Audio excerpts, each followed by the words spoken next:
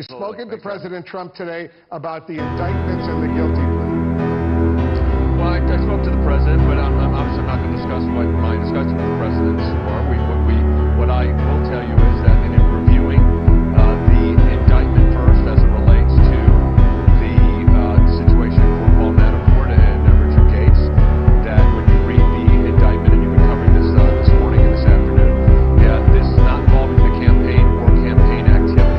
So in looking at this, looks like it was activity. Again, these are allegations going back to as far back as 2006, so almost a decade ago, over a decade ago. So as it relates to the campaign or campaign activity, there's nothing in that. I just want to point out that if you read the indictment involving the Manafort and Rick Gates, it does say that they were looking into activity that they had during the campaign.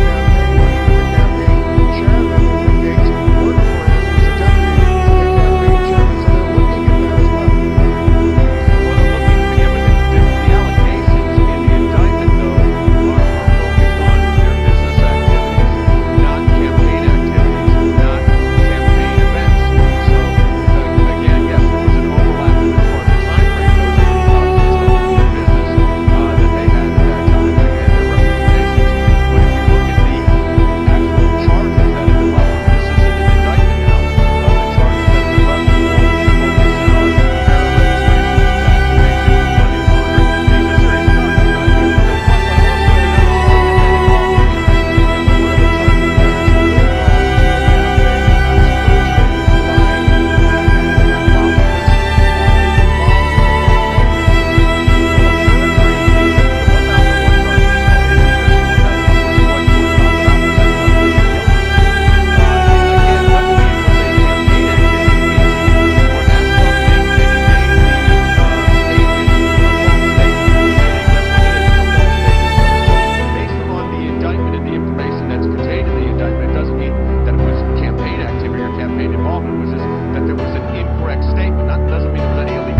No question.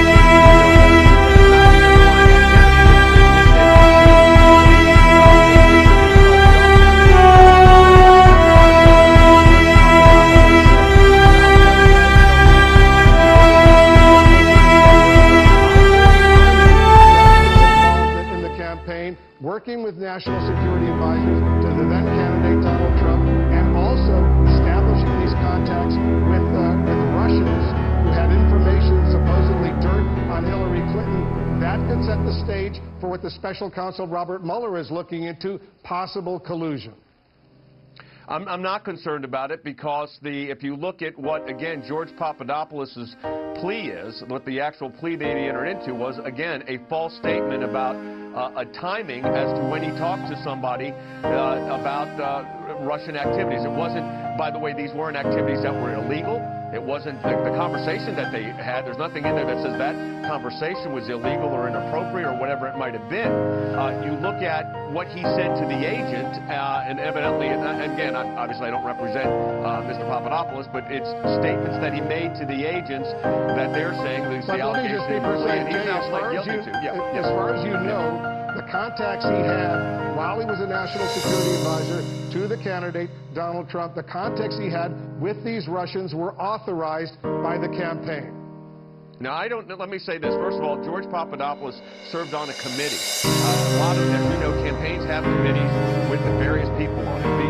He was not a senior advisor to the Trump campaign. He was on a committee. But his contacts so were his contacts were authorized by senior advisors, according to the affidavit. Yeah, according to the affidavit. So here's what that is, in and of itself, a conversation that someone would have regarding a foreign government, whether it was Great Britain, Russia, or anybody else. Those are not illegal activities. I mean, that's not inappropriate. Again, where the call that he made to the professor that's not what he's lying about.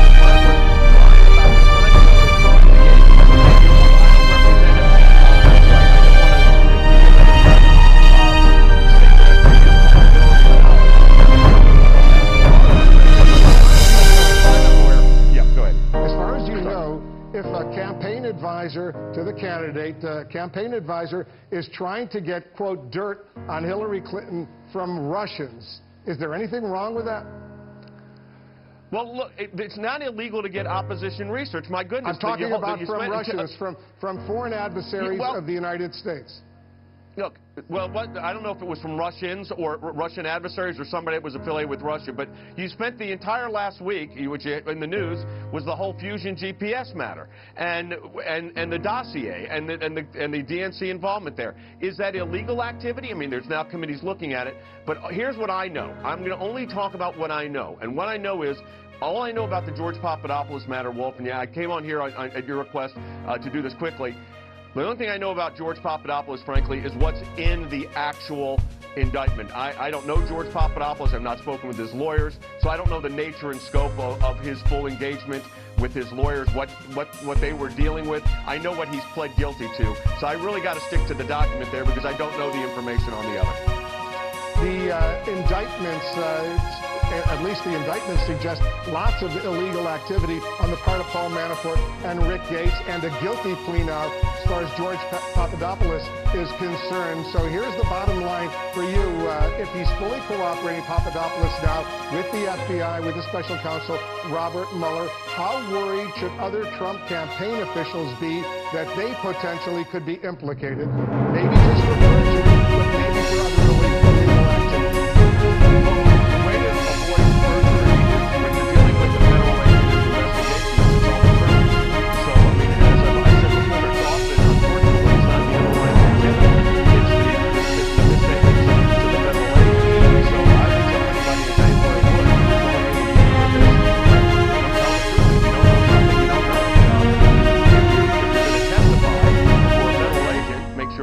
Is truthful. But clearly in this particular case, George Papadopoulos, he didn't testify, he didn't tell the truth, and some will argue he didn't do it because he was trying to protect the Trump campaign, and presumably there are others involved who maybe were doing similar activity who were trying to protect the Trump campaign as well, and as a result they weren't fully honest with federal investigators. You must be concerned about that.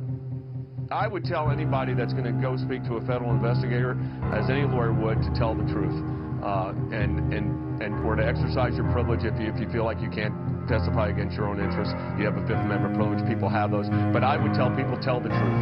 And where this particular indictment with George Papadopoulos came into being, obviously was, the FBI has, and now they've got a guilty plea, so it's not just an allegation anymore, is that he did not tell the truth when he was being interviewed by the agents, the Federal Bureau of Investigation. And that's a violation of 18 U.S.C. 1001, and that's what happened. So are you concerned that he's fully cooperating now, and over the course of these past few months, he may have implicated others? No, not concerned.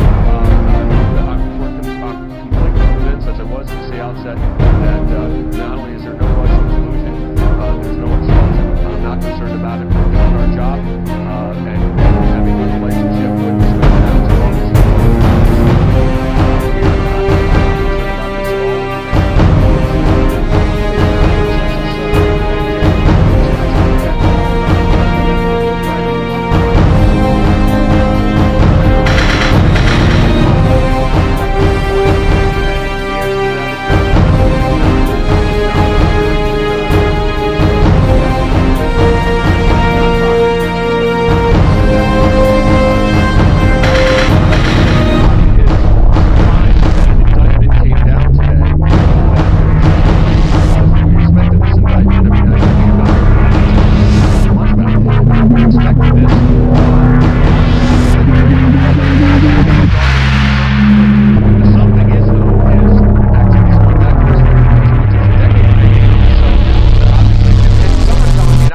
Verification of any of this, Wolf.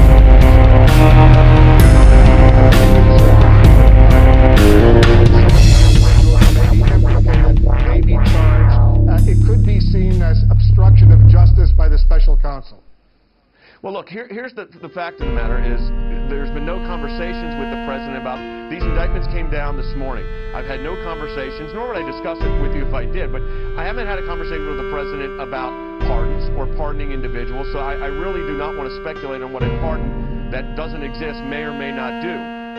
Because it's not something that's on the table. I mean, it was I asked the question because of Sheriff Arpaio out in Arizona. But Sheriff Arpaio had nothing to do. Well, the president has the. I mean, look, the president has the authority to pardon, and he did pardon Sheriff Arpaio. He had the authority constitutionally to do that. Had nothing to do with this matter at all, as you know. So, of course, presidents have the authority to pardon. Presidents pardon. But there's no indication here. I've not had any conversations. There's been no conversations that I'm aware of with anyone, including the president, regarding pardons here. This has happened this morning. No conversations on that. Do you know if the special counsel has asked for the president's finances, his tax returns, other information along those lines? I have no basis to believe that is the case. Do you still believe the president is not being investigated? There is not a, we've been clear, there's not a formal investigation of the president of the United States. We have been cooperating when